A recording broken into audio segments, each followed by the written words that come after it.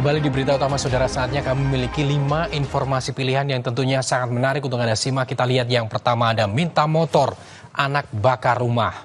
Saudara kesal karena tak dibelikan sepeda motor, seorang anak di Cirebon, Jawa Barat membakar rumah orang tuanya. Polisi pun menangkap pelaku. Api membakar rumah milik Junaidi di Desa Gombang, Kecamatan Plumbon, Kabupaten Cirebon, Jawa Barat. Kebakaran yang terjadi di wilayah padat penduduk ini membuat warga panik. Para tetangga pun membantu memadamkan api menggunakan alat seadanya hingga petugas pemadam tiba. Kebakaran diduga sengaja dilakukan lantaran pelaku yang merupakan anak dari pemilik rumah kecewa dan emosi tidak dibelikan sepeda motor. Pemeriksaan sementara bahwa pelaku ini diduga sakit hati sama orang tua dan keluarganya, ya karena merasa dikucilkan dan kurang perhatian. Itu kurang perhatian sehingga beliau nekat membakar rumah orang tuanya sendiri. Minta sesuatu seperti kendaraan bermotor. Nah, orang tuanya ini sementara ini belum sanggup untuk membelikan motornya. Sehingga akhirnya emosi. Ya, akhirnya emosi meluap ditambah anaknya sakit. Dan sampai saat ini mungkin dari pihak orang tua dan keluarganya belum ada yang nengok. Polisi sudah menangkap pelaku dan melakukan olah TKP. RJ yang berusia 21 tahun mengaku emosi dan kecewa terhadap ayahnya karena merasa kurang diperhatikan.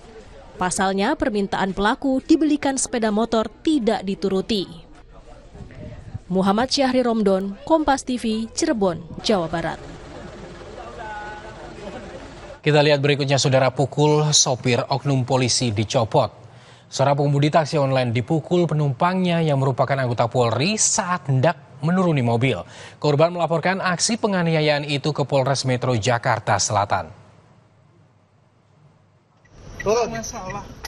Seorang pengemudi taksi online kena bogem mentah dari salah satu penumpangnya. Dari video viral di media sosial, keduanya tampak terlibat cekcok. Pemukulan terjadi saat pelaku hendak turun mobil di Jakarta Selatan Kamis lalu. Sempat terjadi mediasi antar kedua belah pihak, namun ternyata kasus ini berlanjut ke jalur hukum. Korban melapor ke Polres Metro Jakarta Selatan. Atas kejadian itu, pelaku pemukulan kini telah dicopot dari jabatannya sebagai Kasubdit Gakum Direktorat Lalu Lintas Polda Maluku. Menyikapi hal tersebut, untuk penanganan kasus pemukulan akan ditangani oleh Polda Metro sesuai dengan TKP kejadian, dan untuk kode etik dan disiplin akan ditangani oleh Polda Maluku. Komitmen Bapak Kapolda Maluku untuk menindak tegas setiap pelanggaran yang dilakukan oleh anggota.